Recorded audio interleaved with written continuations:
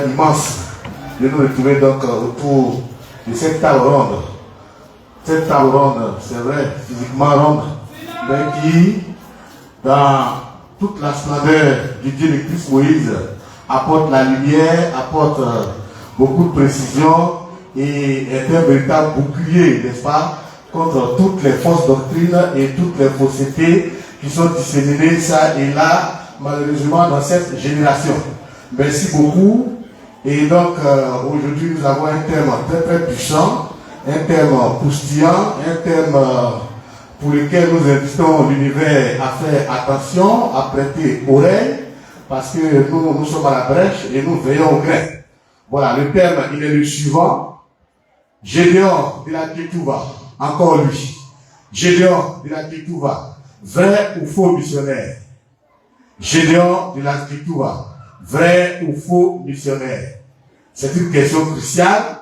Si le débat déjà se pose, c'est qu'il y a un problème. Alors, donc, pour disséquer cela, j'ai le plaisir d'annoncer ici deux panélistes. Et donc, je vais commencer par l'évangéliste Ange Kwasi. Si l'évangéliste Ange Kwasi est là, il peut avancer. Le tout brillant, vous le connaissez. Voilà, casquette mal fraîche tissée sur la tête, n'est-ce pas? Voilà, avec toute la détermination qu'on lui connaît. Nous savons que ce matin, ça va enseigner. Bonne arrivée, évangéliste Ange Kwasi. Dieu te bénisse abondamment. Et merci pour tout ce que tu fais pour l'œuvre de Dieu. Voilà, donc je disais tout à l'heure qu'il y a deux panélistes. Je vais donc appeler le deuxième ici, c'est l'évangéliste Morin.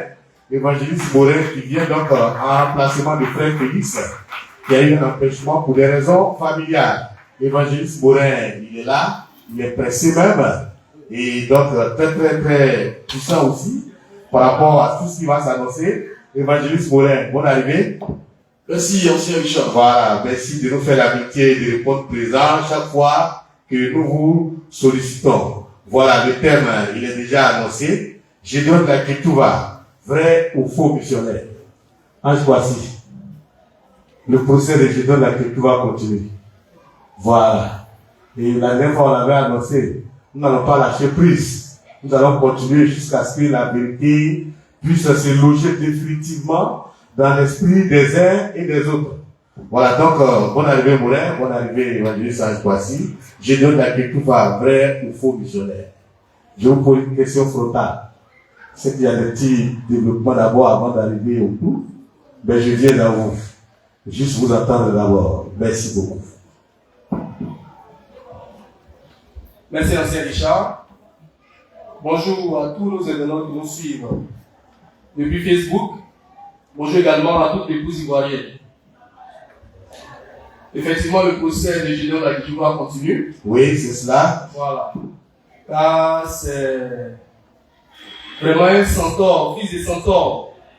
Et aujourd'hui encore, nous serons là pour développer ce thème-là. Gédéon de la Kétouva, vrai ou faux missionnaire? Parce que lui me dit, il n'est ni apôtre, ni prophète, ni évangéliste, ni pasteur, ni docteur. Il dit il est missionnaire. Alors nous posons la question, est-ce que c'est un vrai missionnaire? Ou bien c'est un faux? Donc, ancien Richard, nous serons encore très heureux de vous donner les preuves. Oui, merci. Oui, bien sûr, je sais que les preuves abondent et sur la bonne. Alors, d'entrée de jeu, évangéliste Morin, nous aimerions vous écouter un peu. Déjà, avec tout le décor qui est planté, qu'est-ce que vous pouvez nous dire? Merci, ancien Richard. Je tiens déjà à saluer tous les internautes, tous les amis et tous les ennemis de la bande fraîche. Voilà. Effectivement, aujourd'hui encore, nous allons aborder un sujet concernant Gédéon de la Kétouva, où nous allons essayer d'expliquer en long et en large tout ce qui concerne ce ministère qui vient tout droit de l'enfer. Un ministère inspiré du centaure, de la chimère et du cavalier roux. Oui, le cavalier roux, oui. Voilà. Donc, le thème est assez clair. Oui. C'est une question. Pour nous, c'est une question, comment je peux dire, affirmative. Oui. Gédéon de la Kétouva, vrai ou faux missionnaire? Moi, je mets le pied déjà dans le plat. D'accord? En disant que Gédéon Kaketuba est un faux missionnaire. D'accord. Voilà. La suite, la table ronde va nous donner effectivement l'occasion de mieux nous étaler là-dessus. Oui, c'est assez intéressant. Déjà, le décor qui est planté. Tout le monde sait à quoi s'en tenir. Et justement, je viens à vous, évangéliste Ange Kouassi. Déjà, si le problème même se pose, s'il est demandé qu'il est vrai ou faux missionnaire, ça veut dire qu'il y a un problème. N'est-ce pas? Quand on est vrai, la question ne se pose pas. Si la question se pose, ça veut dire qu'il y a un souci. Justement, parce que question même vient du problème. Alors, justement, je voudrais déjà savoir d'entrée de jeu, est-ce qu'il y a une quelconque écriture, n'est-ce pas, qui annonce le ministère des missionnaires, si on peut dire ça comme ça, et je donne la Kétouba, pardon. Savoir déjà que tout ministère authentique, n'est-ce pas, s'inscrit donc dans une écriture actuellement qui l'annonce. Est-ce que déjà il y a une écriture qui annoncerait le missionnaire Gédéon Kaketuba ou le ministère des missionnaires qu'exerce Gédéon Kaketuba? Merci. Ok.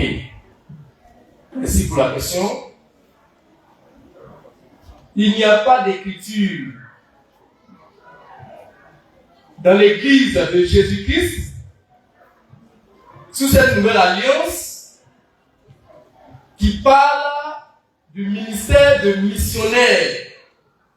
Il y a un ministre de la parole qui a pour ministère de missionnaire. Ça n'existe pas. Voilà. Et j'en veux pour preuve Éphésiens 4, verset 11. Éphésiens 4, verset 11. On l'a dit. D'accord. Nous lisons Éphésiens 4, verset 11. Et il a donné les uns comme apôtres, les autres comme prophètes, les autres comme évangélistes, Oui. les autres comme pasteurs et docteurs. Voici donc les 5 ministères de la parole. Oui, ça dans l'église de Jésus-Christ. Peut-être dans l'église de Satan, il y a un ministère de missionnaire. Mais dans l'église de Jésus-Christ, on a 5 ministères de la parole. Et dans ces 5 ministères de la parole, on ne voit pas de ministère de missionnaire. Il n'y a pas de ministère de missionnaire parmi les 5. Donc si un ministre, un soi-disant ministre de Christ, vient avec un autre ministère que les 5 qui ont été cités, c'est un antichrist. C'est un fils du diable. C'est un oublié d'iniquité. Donc on sait déjà, dans l'écriture, il n'y a pas de ministère de missionnaire. Je suis désolé. Gédéon, on lui a demandé, il n'est pas pasteur, il n'est pas prophète, il n'est pas évangéliste, il n'est pas docteur. Il n'est pas prophète aussi. Qui est-il? Il dit les missionnaires. Mais il n'y a pas de ministère de missionnaire. Tout cela prouve que c'est un faux. Oui. Gédéon Kaketuba, c'est un faux. Parce qu'il y a un ministère qui n'est pas conforme aux Écritures. Un ministère dont l'Écriture n'en parle pas. Oui. Un missionnaire, qu'est-ce qu'il fait? On ne sait pas. Il va en mission. Il va en mission. Quelle mission? Mais le problème, c'est ça. Tu vas en mission en tant que qui? C'est ça. Tu dis tu vas en mission. Mais c'est en tant que qui tu vas en mission? C'est en tant que qui Dieu t'envoie. Oui. Et c'est comme blaguer les gens, disent tu vas en mission. Mais tu vas en mission en tant que qui? En tant que pasteur? Tu dois aller en mission en tant qu'un ministre de la parole. Les 5 là. Tu dois aller à un ministère pour aller en mission. Est-ce que vous me suivez déjà? Oui. Pour faire que tu sois dans un ministère, tu dois aller à un ministère des 5 là. Tu dois être pasteur, prophète, apôtre, évangéliste ou docteur. Pour que tu puisses être éligible d'aller en mission. Aller en mission avec quelle bonne qualité. Oui. Tu n'as pas de fonction sacerdotale. Et tu dis tu es en mission. Mais tu es en mission avec qui? Où est la supercherie? Oui. Voilà. Donc, il n'y a pas de mission qui tienne ici. Il faut nous donner ton ministère. Et puis, on va parler maintenant de la mission que tu vas exercer. Oui. Mais il sait, en même il n'a pas de ministère. Oui. Il n'a pas de ministère. C'est donc une tromperie. C'est un faussaire. Voici pourquoi il dit que les missionnaires, lui, il va en mission. Il va en mission à Figayo. Ça, c'est pas mission. Donc, c'est Richard. Oui. D'après Ephésiens 4, verset 11, il n'y a pas de ministère de missionnaire. Merci. Voilà, il n'y a pas de ministère de missionnaire. Les ministères, vous en avez cité, il y en a 5. C'est tellement qu'il pourrait y en avoir un 6e dans l'église de Satan, comme vous l'avez dit. Surtout que nous savons à quoi est associé le chiffre 6 lorsqu'il est multiplié à un certain niveau. Voilà, je ne vais pas rentrer dans les détails, mais tout à l'heure, vous avez déjà annoncé donc, le pied dans le plat, que Gédéon, Jacques-Touva, est un faux missionnaire. Vous avez parlé sans embâche. Il a déjà annoncé quelques raisons pour lesquelles déjà Gédéon Jacques-Touva est un faux missionnaire, donc est un ouvrier d'iniquité. C'est ce qui ressort de ce qu'il a dit. Je viens à vous déjà pour votre affirmation dès le départ. Oui, bon, je veux juste emporter le pas à l'évangéliste Ange Croissy pour dire qu'effectivement, il n'y a pas de ministère de missionnaire qui existe dans les Écritures. Amen. Ah oui. Parce que nous, ce qu'on trouve bizarre, c'est que ce Gédéon Jacques-Touva, il crie sur tous les toits. Oui. Pour dire que lui, c'est la Bible ou rien. C'est ça. Si quelque chose n'est pas dans la Bible, lui, il ne pratique pas ça. Oui. C'est tout ce qui est dans la Bible qu'il pratique. Très bien. Nous, on le prend au mot. Oui. Il dit exercer un ministère de missionnaire qu'il nous montre dans les Écritures, de la Genèse à l'Apocalypse. Oui. Quelqu'un que Dieu a envoyé, qu'on appelait missionnaire. À partir de là, nous, on la ferme et on se tait. Oui. Mais Gédéon Jacques-Touva ne pourra pas nous prouver ça. Pourquoi? Parce que dans les Écritures, rien, aucune Écriture, aucune prophétie ne dit qu'il y a un ministère de missionnaire qui viendra. Oui. C'est pas possible. Dans l'Ancien Testament, Dieu, là, il n'a traité qu'avec les prophètes. C'est ça. Dieu parlait, il donnait sa parole à ses prophètes, il mettait sa parole dans la bouche de ses prophètes, et ces derniers-là les répercutaient sur le peuple de Dieu. Oh oui. Aujourd'hui, dans la nouvelle alliance dans laquelle nous sommes, il n'a jamais été question d'une affaire ou des ministères de missionnaires. Les 5 ministères envoyés pour la perfection des saints ont été clairement identifiés dans Ephésiens 4, le verset 11, à partir du verset 11. Les 5 ministères ont été clairement identifiés. L'évangéliste Ange Croissy les a cités tout à l'heure. Oui. Mais nullement on a vu le ministère de missionnaire être mentionné dedans. Mais moi je vais encore plus loin. Oui. C'est-à-dire les 5 ministères qui ont été cités. Dieu ne peut pas traiter directement avec l'un de ces ministères. Effectivement. C'est ça qui est la vérité. Ça, c'est un point. Or, Gédéon Jacques-Touva nous faire croire que lui, là, Dieu traite avec lui directement.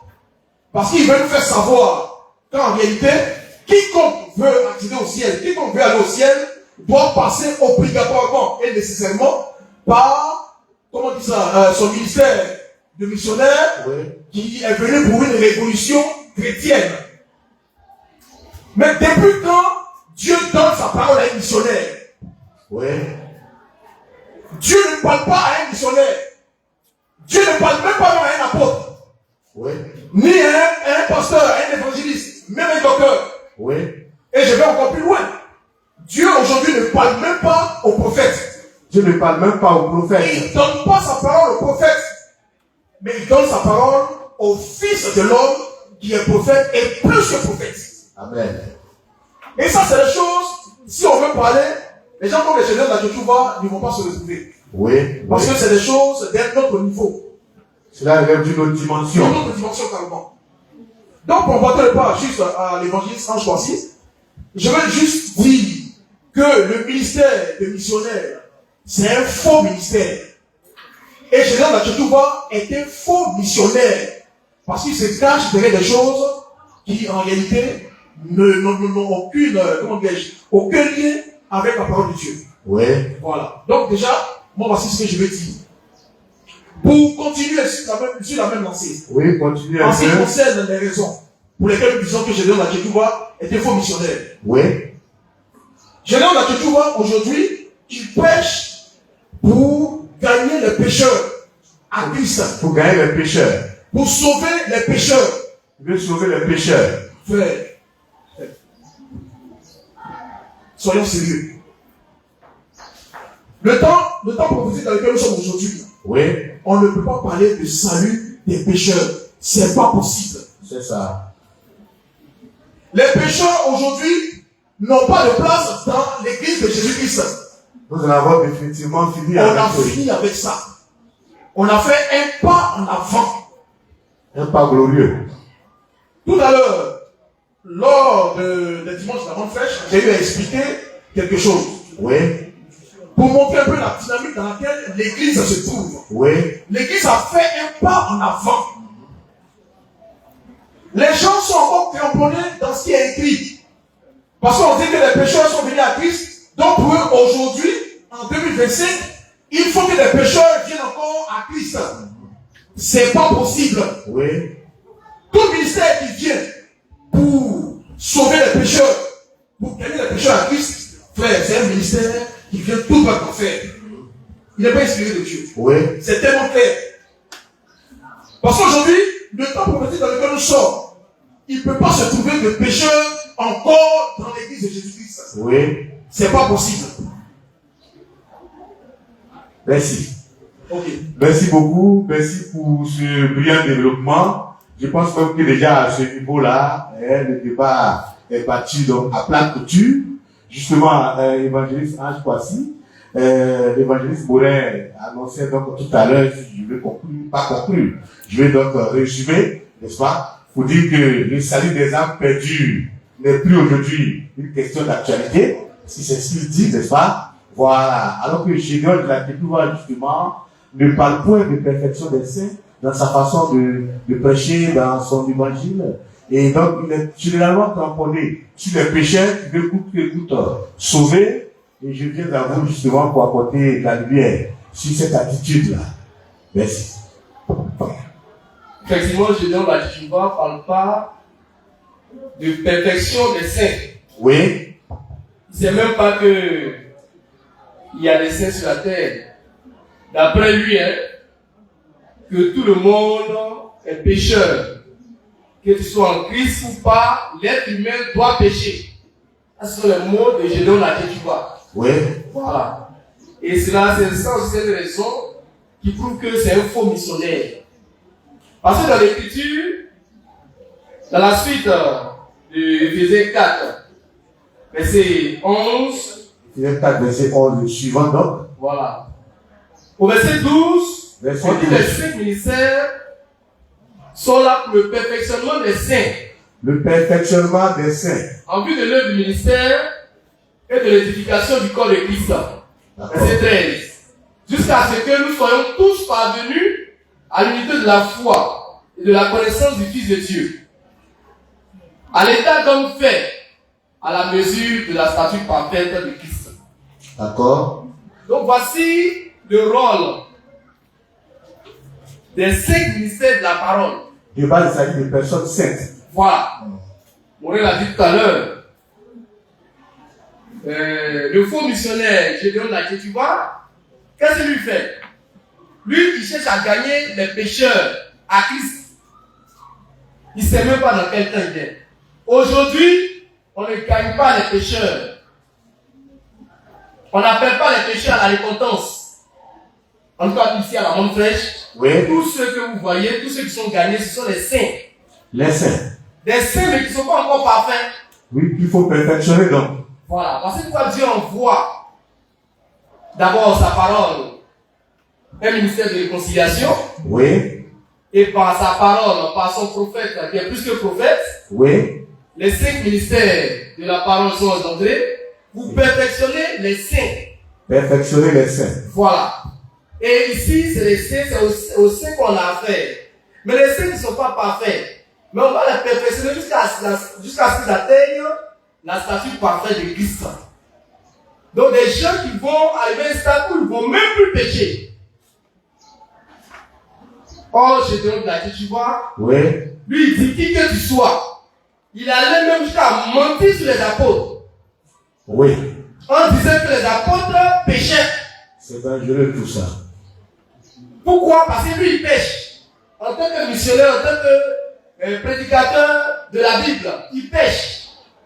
Mais les apôtres, ils ne pêchaient pas. Oui. On l'a démontré les semaines passées. On a un témoignage. Voilà, on a un témoignage, il ne pêche pas. Donc voici encore une raison qui prouve que Gédéon de la Kéchoua, ce missionnaire, c'est un faux missionnaire. Parce qu'il ne vit pas la vie de sanctification. D'abord, on a prouvé qu'il n'a pas de ministère. Les seuls ministères de la parole, il n'a pas pour lui dedans. Oui. Ces ministères sont destinés à perfectionner les saints, lui, l'appel les pécheurs à la repentance. Oui. C'est un problème. Et si il était parmi les 5 ministères de la parole, il y aurait encore problème parce que il n'arrive pas à perfectionner les saints. Oui. Lui, son message qu'il a, c'est pour encourager au péché. Voilà, vous devez pécher. Il dit, l'être humain doit pécher. Donc si tu ne pêches pas, c'est pas normal.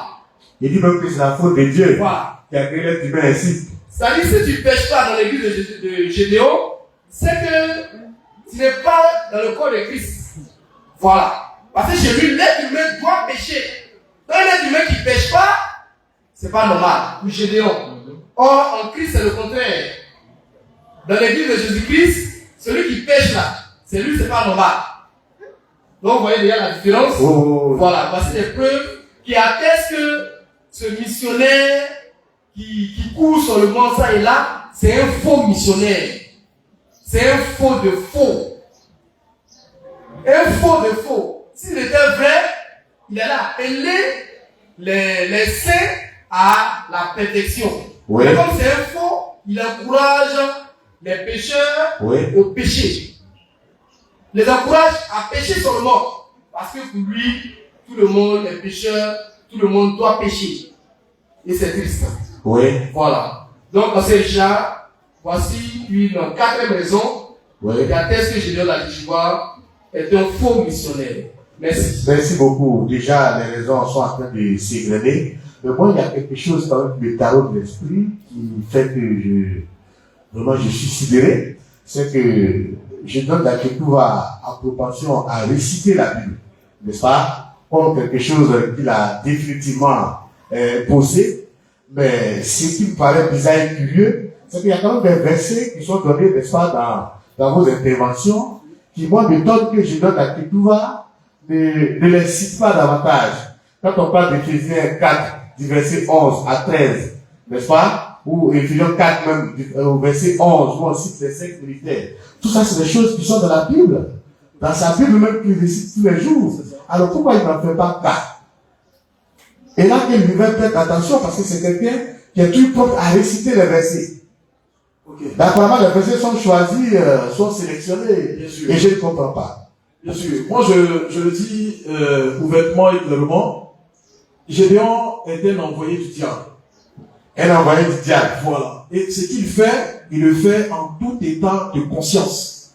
Il est très conscient lorsqu'il choisit les versets bibliques pour étayer, c'est-à-dire son argumentaire en ce qui concerne la pratique du péché. Il choisit donc des versets bibliques pour corroborer sa vie de péché. Exactement. Gédéon de la Kéchoua sait ce qu'il fait. Il sait où il va avec ceux qui le suivent. Oui. C'est pas au paradis qu'ils vont. C'est tout droit en fait. Oui. Donc, il va choisir dans la Bible les versets bibliques qui le confortent dans sa position. Oui. C'est dans cela que la moine fraîche, nous, on dit que la Bible n'est pas digne de confiance à 100%. Et qu'effectivement, toute écriture n'est pas inspirée de Dieu. Oui, puisqu'elle a la possibilité de confronter les pécheurs, même dans leur position de pécheurs. Ecclésiaste 7, verset 20 est le passage biblique, le verset de tous ceux qui pêchent et qui encouragent au péché. Oui, c'est leur passeport. Exactement. Et je donne à Jéhovah, s'en sert. Il s'en sert comme, ça dit, son joker. Oui. Pour encourager les gens à vivre dans le désordre. Ecclésiaste, c'est pour une question de vie ou de mort. Exactement. Dans Ecclésiaste 7, verset 20, qu'est-ce qu'il dit dedans? Oui. C'est le roi Salomon qui parle. Qui dit que sur la terre, je paraphrase, hein? Oui, il oui. dit que sur la terre, il n'y a pas de juste. Même pas un seul. Oui, oui. Alors que Salomon, lorsqu'il disait ça, bien avant lui, il y a un homme du nom de Job, Oui. dont Dieu a rendu témoignage depuis les cieux. Oui. Pour dire que Job, il s'éloigne du péché. Oui. Il se détourne du mal. Et ça, c'est dans l'Ancien Testament et c'est longtemps avant Jésus-Christ.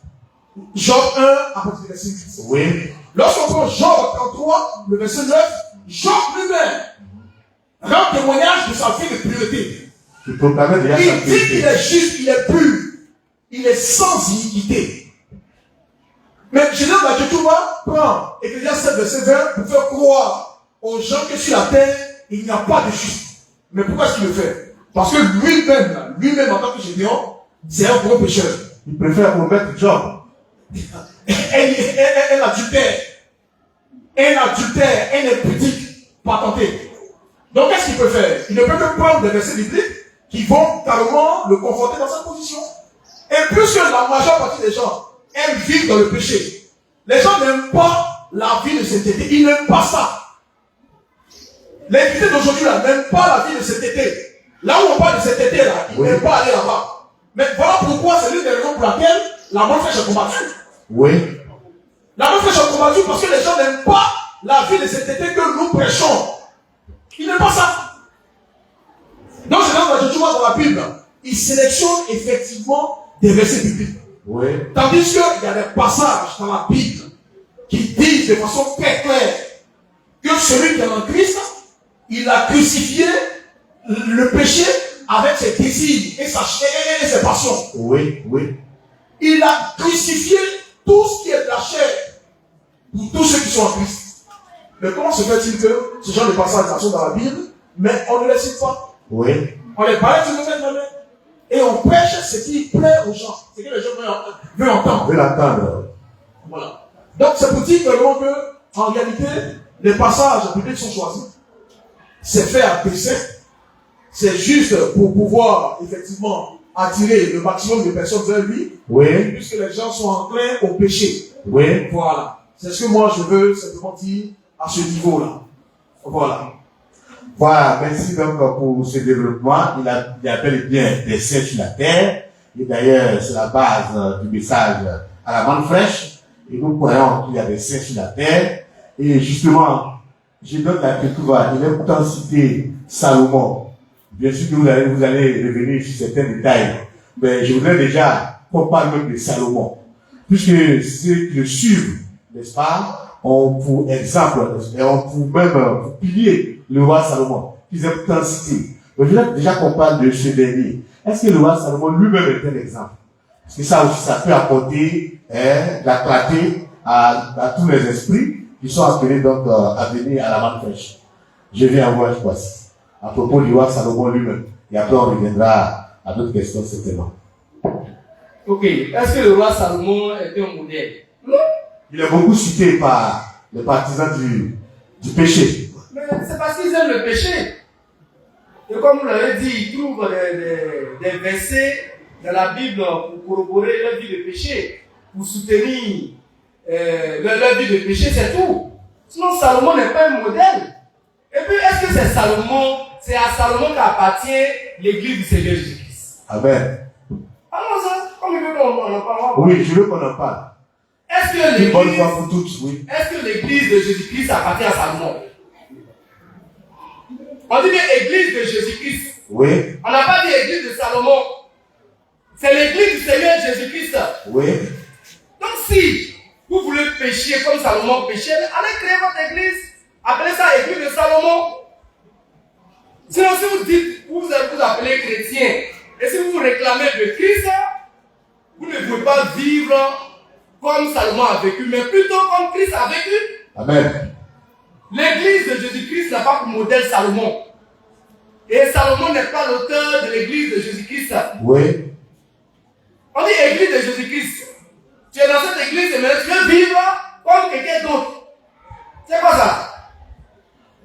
L'église de Jésus-Christ, c'est pour le Seigneur Jésus-Christ. Et on a connu sa vie. Une vie sans péché.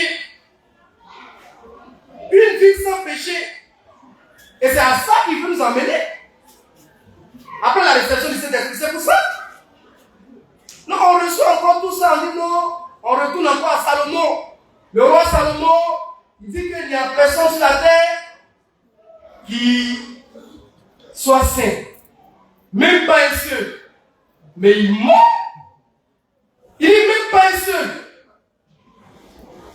Même pas un seul. Il contredit Dieu lui-même. Une expression autrement Qui a qui va dire. déclaré Job en 7. Oui. Il contredit Dieu. On va essayer de passer les temps dans l'ancienne alliance. Avant lui, avant Salomon, là, Dieu lui-même avait déclaré des gens secs. Oui. Juste. Mais Salomon, sans intelligence, et ayant certainement l'intelligence obscurcie par le péché, il dit personne n'est saint, il n'y a même pas un juste la terre, même pas un seul. On peut mentir comme ça. Et c'est juste ce mensonge-là que je pense à qui tu penses que comprendre. Nous sommes désolés. L'église n'appartient pas à Salomon. L'église là, c'est pas pour Salomon. Salomon n'est pas notre modèle. Salomon n'est pas notre modèle, n'est pas un bon modèle. Il n'est pas un bon modèle. Et comme le fou l'homme l'appelle, c'est un roi voyou. Oui. Salomon là, c'est un roi voyou. On m'a dit, hey, c'est un Israélite, hein. Moi-même qui n'étais pas là, est-ce que c'est qui est sûr? On dit Salomon, c'est un Israélite, hein. Moi-même qui n'étais pas là, est-ce que tu me connais? Oui, parce que la peau noire. Moi, je suis aussi Israélite aussi. Donc arrêtez ça. Salomon par-ci, Salomon par-là, on s'en fout de Salomon. Oui. Sa vie là, c'est pas une bonne vie. C'est pas une vie à copier. C'est pas un exemple, c'est pas un bon exemple. Oui. Donc nous sommes désolés. Salomon, c'est pas un bon modèle. Oui. Et il n'est pas l'auteur de l'église de Jésus-Christ. C'est pas à lui qu'appartient l'église de Jésus-Christ. Oui. Pourquoi c'est lui qui sera notre modèle? Pourquoi? Oui. Donc c'est Richard. Voici ce qu'on peut dire pour Salomon. Et qu'on arrête de nous fatiguer avec Salomon. Salomon n'est pas notre modèle. On est dans l'église de Jésus-Christ. Dans cette église-là, comment on vit, comment on marche. Christ nous a laissé l'exemple, le modèle à suivre. Oui. On veut nous ramener à Salomon. Tout ça, c'est pour créer du paganisme, du désordre. Voilà. Et ça prouve que ce sont des faussaires. Voilà. Ils sont dans l'église de Jésus-Christ, mais ils veulent vivre comme quelqu'un d'autre. Oui. C'est dans la maison de quelqu'un. Il dit ici, on marche la tête. Il dit non, comme Théo là-bas, on marche sur les pieds. Moi, je vais marcher sur les pieds. Ça va pas chez toi. C'est ça. On marche comme le propriétaire de la maison dit. Oui. Et le propriétaire de la maison, c'est Christ. C'est Christ. Il dit, lui, c'est la sainteté. C'est la pureté, la vie sans péché. Quand on arrête de nous emmener à Salomon. Merci, c'est Richard. Oui, mais si vous gardez le micro à propos de Salomon, très rapidement, hein, nous savons que Salomon adorait aussi de faux dieux. Si on transposait la vie de Salomon de son époque à celle d'aujourd'hui, Salomon aurait été peut-être à la fois chrétien, à la fois musulman, à la fois bolsoniste, à la fois porteur de keyboard. Et voici donc ce qui était Salomon, disons, à l'époque. J'ai dit cela pour que les gens puissent mieux comprendre, n'est-ce pas? Voilà, nous sommes les fils de Dieu. Vous êtes israélites, je le suis également. Vous l'êtes, n'est-ce pas? Voilà. Alors, justement, vous gardez le micro, parce que je l'avais abordé tout à l'heure. J'ai note la Kétou va, à propos du péché, avant d'essayer de trouver un passage assez incongru, hein, disant que son esprit est saint, mais quant à la chair, bon, voilà, la chair, elle peut toujours contenir le péché, et tout cet ensemble-là est donc contenu dans le corps du Christ en tant que membre du corps du Christ. Voici un peu les messages qu'un missionnaire donne généralement aux gens.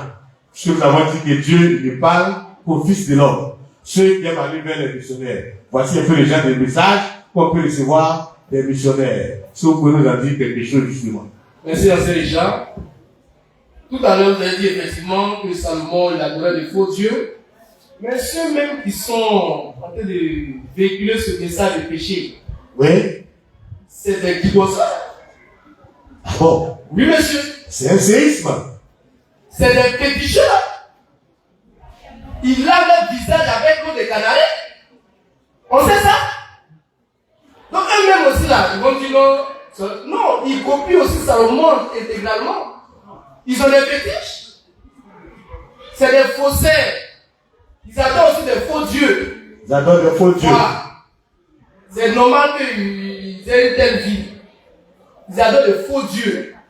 Ça pourrait expliquer la pointe qui est derrière, qui ne fait que chanter. Mais je vais envoûter, c'est À tout bout de champ. Est-ce que quelqu'un de normal, quelqu'un qui n'est pas envoûté, peut s'arrêter derrière quelqu'un qui dit allez-y, péchez, péchez, péchez, péchez. On est en Christ méchant. Non. Il est envoûté, c'est normal. Il est envoûté. Et on répond à bas. Ah bah. C'est pas ça qu'on est envoûté. Des gens qui ont femme et enfants à la maison. Voilà. Maintenant, revenons à votre dernière question. Oui, bien sûr. Et aussi, on prépare les questions au sein de l'Assemblée. Voilà, s'il y a des questions. Les questions, nous comptons beaucoup sur vos questions.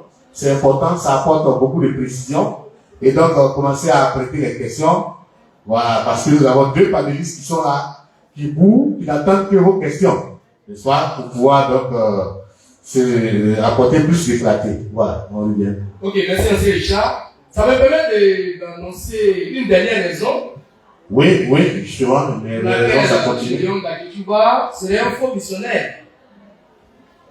La 4e et dernière raison, c'est que Gédéon d'Aketuba, il contredit Jésus lui-même. Il contredit Jésus lui-même. Gédéon d'Aketuba, il contredit le Seigneur lui-même. Il dit quoi? Il n'y a pas de saints sur la terre, il n'y a pas de justes sur la terre. Que dit-il, oui? Voilà. Vous voyez ce que Gédéon d'Aketuba dit, il n'y a pas de justes sur la terre. C'est pourquoi il cite Ecclésiaste 7, verset 20. Oui. Voilà. Mais que dit le Seigneur? On va lire Matthieu 23, verset 34. C'est le Seigneur lui-même qui parle. Nous ne faisons pas de sélection des versets. C'est pourquoi, voici, je vous envoie des prophètes, des sages et des scribes. Oui. Vous tuerez et crucifierez les uns et vous battrez les verges des autres dans vos synagogues et vous les persécuterez de ville en ville. Afin que retombe sur vous, on va au verset 35. Verset 35. Afin que retombe sur vous tout le sang innocent répandu sur la terre, depuis le sang d'Abel le juste, Abel le juste, jusqu'au sang de Zacharie. Depuis le sang d'Abel le juste. dès la fondation du monde. Donc, le Seigneur a identifié au moins un juste. Oui, au départ. Il s'appelle Abel. Depuis le commencement, au commencement même déjà, il y avait un juste. Abel. Salomon dit il n'y a pas de juste. Son disciple, Gédéon d'Aketuba, en ce 21e siècle, il dit aussi qu'il n'y a pas de juste. Donc il contredit le Seigneur. Il contredit Jésus qui dit qu'il y avait au moins un juste. Au moins un. Sinon, les justes là, depuis l'Ancien Testament jusqu'à dans le Nouveau Testament, il y en a eu. Et il y en aura encore. Les justes sur la terre. Donc si quelqu'un est capable de contredire le Seigneur, c'est un faussaire. Oui. Or, c'est ce que Gédéon d'Aketuba, il fait. Il contredit le Seigneur. Oui. C'est vrai, il cite les versets, il dit non. Lui, c'est un missionnaire du Seigneur, Jésus, mais c'est faux. Quand on regarde bien sa vie, on voit que c'est un faussaire. Oui. Il n'est pas disciple du Seigneur Jésus-Christ. Il est disciple de Satan. Son père, c'est Satan, le diable. D'accord. Abel, disciple de Satan, donc faux missionnaire. Justement, ce missionnaire, il dit des symboles assez surréalistes. Tout à l'heure, dans votre développement, vous avez parlé des centaures. Mais justement, dans la Bible, il est dit tant. Nulle part, nous ne voyons le centaure comme un symbole du Christ. Alors, justement, à propos du centaure, nous savons que c'est un être qui a une nature ambivalente. Est-ce qu'on peut avoir des détails déjà sur ce centaure? Ça pourrait expliquer cela peut-être. Oui, exactement. Le centaure, en fait, c'est un être mythique, un être de la mythologie grecque. Mythologie grecque, oui. Oui, c'est un être mi-homme, mi-animal. Les fameuses légendes. Exactement. Qui met en fait en lumière le caractère hybride. Hybride, oui. Ouais, de cet être-là. Oui. Qui en même temps a un caractère humain et par la même occasion un caractère animal. Animal. Voilà. Ça montre aussi la duplicité oui. de cet être-là. Oui. Voilà. Et lorsqu'on voit Gédéon d'Aketuba, on peut voir clairement la nature du centaure en lui. C'est un animal qui a un instinct basique très très élevé. Très élevé. Propension au sexe. Propension au sexe. Voilà. C'est cela qui est question. Donc le choix de cet être mythique de la mythologie grecque, oui, c'est pas le fruit du hasard. Oui. Je le dis, les gens ils savent ce qu'ils font. Ils savent où ils vont et ils savent quel objectif ils veulent atteindre. Je rappelle que la mythologie caricature des éléments de la réalité physique. Oui. C'est exact. Et lorsqu'on voit aujourd'hui, Gédéon d'Aketuba, dans son église, le ministère Sauver la Audio. Oui, c'est ça, MZA. Le péché sexuel est mis en avant. Et c'est ce péché sexuel-là qu'ils essaient de camoufler en défendant la cause de la polygamie. Oui, la polygamie, justement. La polygamie qu'ils essaient de défendre à tue-tête. Oui. En réalité, c'est leur vie de pécheur, leur vie d'adultère. Ils essaient de légaliser en parlant de polygamie. Oui. C'est ça la question. C'est l'adultère plâtré. C'est clair. Pour ainsi dire. Donc le caractère du centaure se manifeste clairement dans la vie de Gédéon Adjetouba et dans la vie également de tous ceux qui le suivent. Oui. Mais c'est pas pour rien qu'il parle de goûter voir sexuel. Oui, les fameux goûter voir sexuel. C'est pas des choses imaginées. En fait, c'est des concepts, c'est des doctrines qui émanent directement de la nature même du centaure. Quand on parle de goûter voir sexuel, oui. Frère, c'est de la débauche. C'est de la prostitution en pleine église. Oui. La prostitution caractérisée. Des gens qui se passent des femmes, c'est-à-dire qui se passent des sœurs, L'un passe ici, quand ça ne lui plaît pas, il laisse. L'autre vient, il part, mes frères. Qu'est-ce que c'est? C'est un bordel. Les gens trouvent les cheveux hérissés. Oui, effectivement. Oui, effectivement, c'est un bordel. C'est un bordel assez ouvert. Et l'église MZA, c'est une église où effectivement la maladie du siècle a fait rage. Le sida a fait rage. Nous, on a des informations de sources sûres. Mais pourquoi? C'est parce que les gens se passaient des femmes là-bas. Oui. Ils vivaient dans un adultère vraiment assez poussé. Le sida fait donc rage chez les fameux envoyés de Dieu. Effectivement.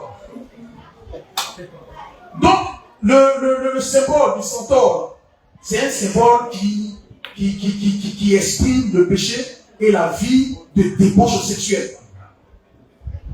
Nous le disons et nous le répétons. Gédéon Adjetouba est un faux missionnaire. C'est un faux missionnaire. Quelqu'un qui fait l'apologie du péché là. Frère, il n'y a pas deux. On n'a pas à calculer. Il n'y a pas deux qualificatifs. Non, il n'y a pas deux qualificatifs. Quelqu'un qui fait l'apologie du péché, il n'est pas de Christ.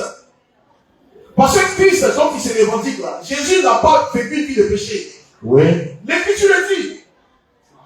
2 Corinthiens 5, verset 21. Celui qui n'a point connu le péché, Dieu l'a fait devenir péché, afin qu'en lui on soit justice de Dieu. Justice de Dieu. C'est clair.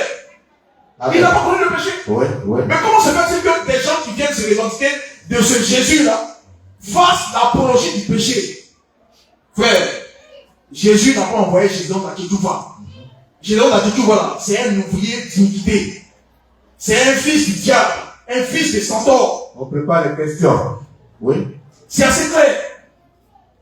Quelqu'un qui vient pour dire qu'il va gagner les pécheurs, alors que lui-même les pécheurs, moi je ne sais pas par quelle alchimie cela peut se faire. Un pécheur qui gagne des pécheurs, mais à qui il les gagne? À qui les gagne-t-il? Alors que ceux qu'on gagne, c'est aussi des saints qu'on gagne. Oui. Toi tu es pécheur, tu gagnes des pécheurs. C'est pour les envoyer où? Gédéon Adjetouba est un faux missionnaire. Parce qu'il fait l'apologie du péché. Parce qu'il contredit Jésus lui-même qui a dit que Abel était juste. Oui. Voilà. Oui. Et pour terminer, je vais revenir à la vidéo qu'on a eu à passer ici déjà au niveau de la table. Oui. Où une jeune fille a eu à poser une question à Gédéon Adjetouba. Oui, à propos des questions, après donc les questions, voilà. Oui, c'est important. Il a demandé clairement. Parce que, est-ce que vous êtes juste? Avant de répondre, d'abord il a eu à tituber même. Il a balbutié avant de dire qu'il est juste. Et après avoir dit qu'il est juste, sa vraie nature va sortir par la suite. Oui. Gédéon dit, bon, qu'il est juste en tant que membre du corps de Christ. Oui, justement. On en parlait tout à l'heure, oui. En tant que corps spirituel, il est juste, mais en tant que corps de chair, il est pécheur. Frère, c'est la plus grosse bêtise Oui. que j'ai jamais entendu Pour lui, certains éléments sont sortant dissociés. de la bouche de quelqu'un qui se dit être envoyé de Christ. La plus grosse bêtise. Son corps physique est aboité, son corps spirituel est amant. Mais c'est compliqué. On va prendre rapidement Romains 6 sur le verset, à partir du verset 12. Que je vais essayer. Romains 6 à partir du verset 12. Voilà. C'est des versets qui ne sont pas cités par Gédéon généralement. Voilà. Que le péché ne règne donc point dans votre corps mortel et n'obéissez pas à ses convoitises. Oui. Que le péché ne règne donc point dans votre corps mortel. Corps mortel, De oui. quoi est-ce qu'il est question? Il s'agit du corps de chair, Corps de du chair. corps physique. Le corps dont tu parlais, qui a porté petite chemise, là, c'est ça, on parle ici. Oui, oui. On dit que le péché ne règne pas dans ce corps-là. Mais Gédéon lui dit que lui, en tant que celui qui a porté gilet chemise, il pêche. Oh, justement, c'est là, c'est la chose la plus difficile à faire. Oui. Frère, les choses mises l'une dans les autres nous démontrent ici que Gédéon a dit, tu vois, c'est un envoyé de l'enfer. Ouais. Il est là pour une mission assez claire. Voilà, il est là pour une mission assez claire. De même que le Fils de l'homme, en train de rassembler les fils de Dieu, rassembler les aigles autour du mystère du cadavre de Matthieu 24, verset 27. Oui, ça, Lui c'est la également- bonne fraîche. Lui On également, travaille au rassemblement. exactement, lui également, il est en train de rassembler des fils du diable pour Il rassemble aussi l'enfer, dans son camp. pour la géhenne qui vient. Oui. Voilà, donc voici ce que je lui dis. Ce que je voulais dire. Merci, évangéliste Mourin. Est-ce qu'il y a des questions? En attendant que les questions nous soient annoncées, justement, Ange Kwasi, l'heure est au rassemblement. Chaque camp rassemble ses fils. Est-ce que vous pouvez nous dire quelque chose? Assez rapidement. Voilà. Parce que nous sommes dans un temps. Effectivement, l'heure est au rassemblement. Les gens parlent enlèvement de l'épouse, enlèvement de l'épouse. Mais avant l'enlèvement, il y a un rassemblement. C'est ce que beaucoup ne savent pas. Avant tout voyage en Saint-Richard, Oui. on va partir à la gare. Voilà. C'est ça. On prenez votre gare. Et si c'est par un vol, partez à l'aéroport. Oui. C'est là les lieux de rassemblement. Donc, avant qu'on soit enlevé, il y a un rassemblement qui s'impose. Mais le rassemblement se fait où? Le rassemblement se fait où, justement? Le rassemblement se fait autour du cadavre. Autour de celui qui est l'incarnation du mystère du cadavre de Matthieu 24, 28. Oui. C'est autour de cet homme-là que le rassemblement se fait. Et il est ce cadavre-là qui attire les aigles Justement. avec son sang frais et sa chair fraîche. Nous parlons des choses sérieuses. Nous parlons de choses très très élevées. Voilà, mais Le les rassemblement autour aigles, du cadavre. voilà, les aigles comprennent. On parle d'un cadavre qui est là, avec du sang frais et de la chair fraîche. Oui. Pour les aigles, autour duquel les aigles vont graviter. Oui. Voilà. Et il va leur donner la nourriture qu'il faut. Il faut. Parce que ne pensez pas que on va à l'enlèvement avec tout message. Non. Mais quelqu'un qui est là qui pense qu'il est un pécheur, est-ce que tu penses qu'il peut sauter, il peut traverser ce toit-là? C'est pas possible. Non. Quelqu'un qui pense qu'il est un bon pécheur, lui aussi il pense être enlevé. Mais arrêtez de vous blaguer. Oui. Pour être enlevé, il faut avoir une certaine disposition. Il faut entendre un certain message. Oui. Un message qui va te dire, par exemple, la Bible n'est pas la parole de Dieu. Effectivement. Quand tu acceptes ça, c'est que tu es vraiment prêt. C'est le genre de message qui apprête l'épouse. Oui. Qui apprête le corps de Christ en ce temps-là. C'est pas Jésus t'aime, Jésus t'aime. Jésus t'aime là, ça ne peut pas préparer quelqu'un. Jésus t'aime. Ça là, ça ne peut pas préparer quelqu'un pour l'enlèvement. C'est des choses qu'on sait. Jésus t'aime, ça veut dire quoi? On parle de la nourriture des aigles. Le blé du ciel. Donc, on sait, Richard, le rassemblement est fait en ce temps-là. Aujourd'hui Amen. même. Amen. Aujourd'hui même, c'est le jour de rassemblement. Autour de l'incarnation du mystère du cadavre. Oui. Voilà. Pour manger sa chair C'est ça. et boire son sang. Voilà, il faut qu'on mange la chair du cadavre et Oui. qu'on boit son sang pour être vraiment être prêt Oui, pour oui. l'enlèvement. D'accord. Jésus t'aime, mais attention, il n'aime pas tout le monde, il n'aime pas les pécheurs. justement, tout à l'heure, nous allons effectuer notre pied à terre, ainsi dit. Et donc, évangéliste Morin, vous allez donner votre, disons, vos derniers mots.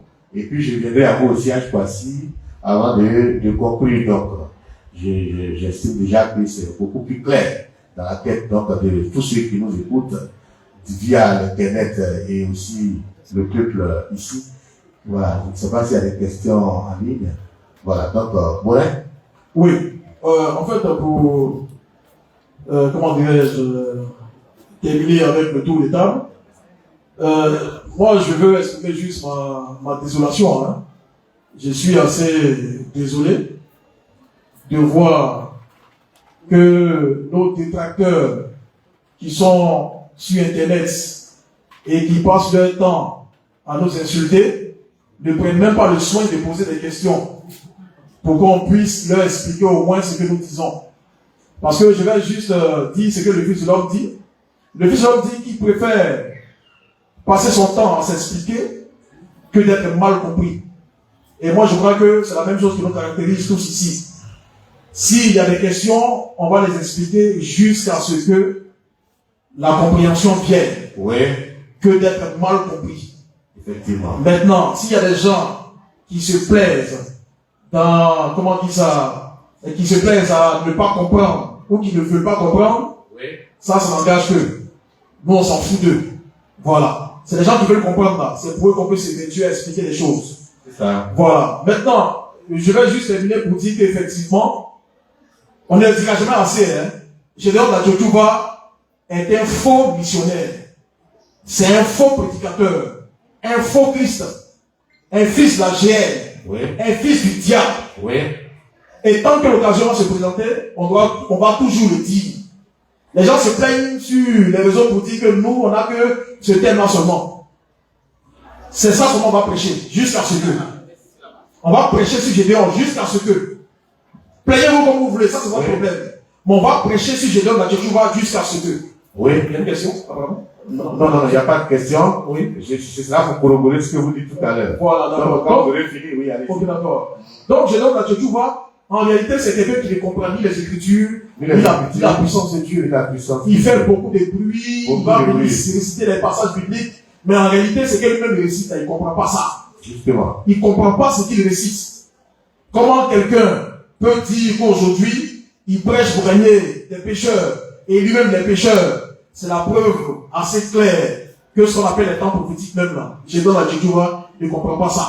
Oui. Voilà. Donc, en réalité, c'est quelqu'un avec qui nous-mêmes, le niveau que nous avons à la main fraîche, le niveau de formation que le Fils de l'homme nous a donné là, discuter comme ça avec Gédéon Nadjotouba, c'est une perte de temps pour nous. Oui. Ça serait une perte de temps. Mais comme il faut dénoncer les hérésies et les bêtises de ce faux missionnaire là, oui. C'est pourquoi nous sommes là. Oui. Voilà. Donc, je vais juste finir pour dire oui. Que Gédéon Nadjotouba, c'est un faux missionnaire. C'est un faux missionnaire. C'est un faux missionnaire. Un faux missionnaire. C'est un faux missionnaire. C'est un faux missionnaire. Merci, très très belle conclusion de votre part. Justement, tout à l'heure, vous avez dit que nous n'en finirons pas avec Gédéon Nadjotouba. Et bien sûr, le procès il continue. Parce que déjà, le dimanche prochain, n'est-ce pas, le dimanche 29 juin, le thème de la table ronde et même du plein air est le suivant. Je l'annonce solennellement. Le thème est le suivant. Le saviez-vous? Le saviez-vous? Gédéon Nadjotouba contredit Jésus-Christ lui-même. Les preuves. Le saviez-vous? Gédéon Nadjotouba contredit Jésus-Christ lui-même. Les preuves. Voyez-vous? Donc, ça continue. Le dimanche prochain, le thème de la table ronde est annoncé. Le sujet, il ne change pas. C'est Gédéon Nadjotouba.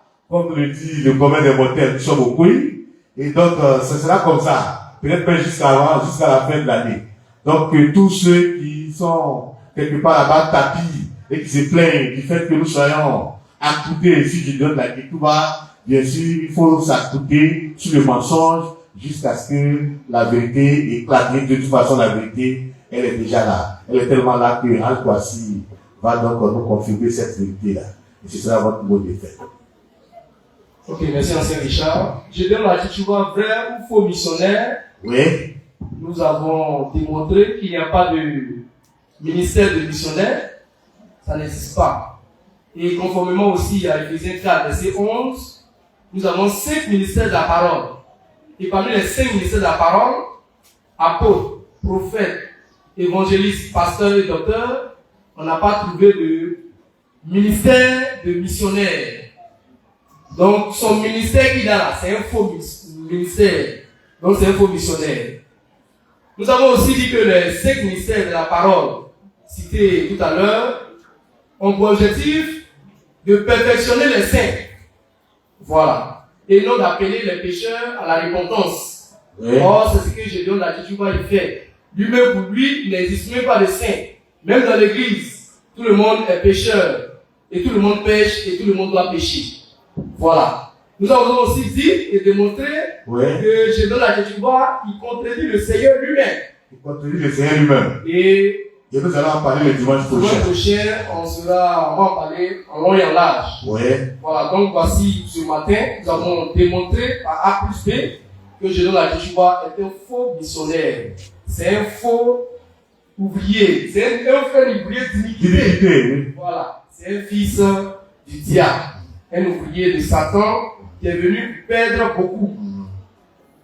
Merci beaucoup. À la volonté de Dieu, bien sûr. Amen. Merci bien. Amen. Donc on retient pour ce jour que Gédéon de la Ketouva est définitivement un faux missionnaire. La question avait été déjà posée au début, il y avait encore beaucoup d'embâches, mais cette fois-ci c'est clair. Il ressort donc de nos échanges de ce jour, au vu des éléments qui ont été apportés, que Gédéon de la Ketouva est un faux missionnaire. De toute façon, il travaille car ce à quoi il est destiné, hein. Il est en train de rassembler donc les gens autour du péché. Voilà, parce qu'ils n'ont pas part au royaume des cieux. Mais ici, à la manne fraîche, nous rassemblons autour de l'incarnation du cadavre selon Matthieu 24, 28. Et nous sommes justes. Et rappelez-vous, le Seigneur viendra donc trouver une église sans tache, ni ride, ni rien de semblable. Tout ça, c'est les versets qui existent. Et nous sommes dans ce qui est sans tache, ni ride, ni rien de semblable. Nous sommes à la manne fraîche, nous sommes avec frère Christ Moïse, le Fils de l'homme, et nous le bénissons pour tout ce qu'il fait pour ce pays et pour le monde entier. Et donc, on peut déjà applaudir pour notre papa, c'est important.